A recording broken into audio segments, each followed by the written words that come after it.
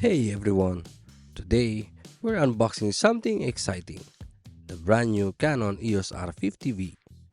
This is Canon's latest entry-level mirrorless camera. But what's actually different from the original R50? Let's dive in.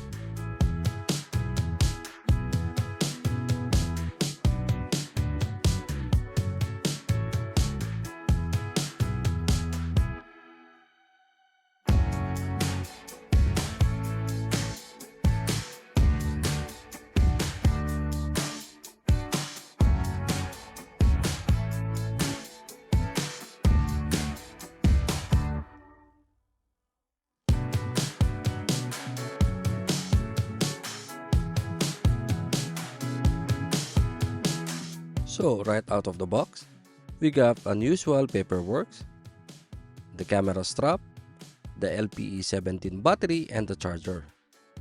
And here is the Canon R50 V body with the kit lens.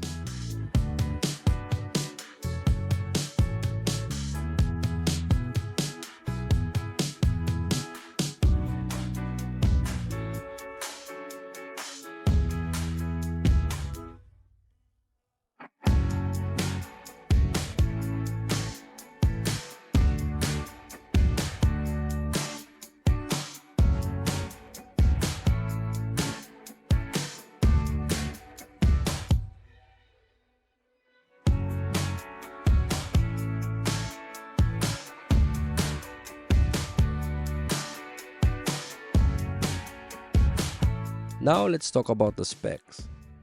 The Canon R50 V have 24.2 APS-C CMOS sensor with 25.5 megapixel total pixel, with DigiX image processor, dual pixel CMOS AF2 with subject tracking for the autofocus. You have 4K 60 with 6K oversampling and Full HD 120p for slow motion.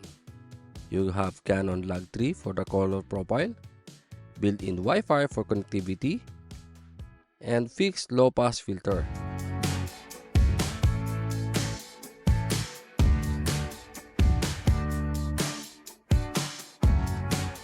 So what's the difference between the R50 and the R50 V?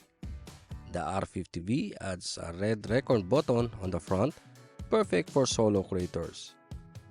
You also get a vertical recording mode right out of the box, no menu diving.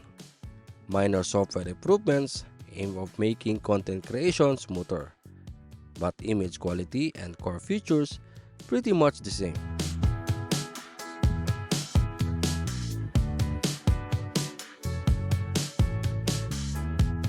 If you are new to vlogging or content creation, the R50 V is smart update. But if you already own the R50, it's probably not must upgrade unless those new features are essential to your workflow. Let me know what you think in the comments. Is the Canon R50 V worth it?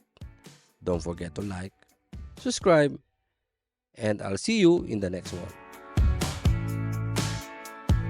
If you like our background music, check the audio. These platforms offer tons of background music and sound effects, perfect for your video if you are a content creator or filmmakers. Check the audio. They have these two cool AI, the Link Match and the Hands AI. Easy to use, and you will get the best music that's perfect for your content. If you want to avail the 70% off, please check the link on the description on this video and use my promo code to avail the 70% off on Audio Pro for 1 year. And if you are searching for a film emulation, check this Dehancer. They have a film emulation set that brings your photo and video film look and nostalgic effects.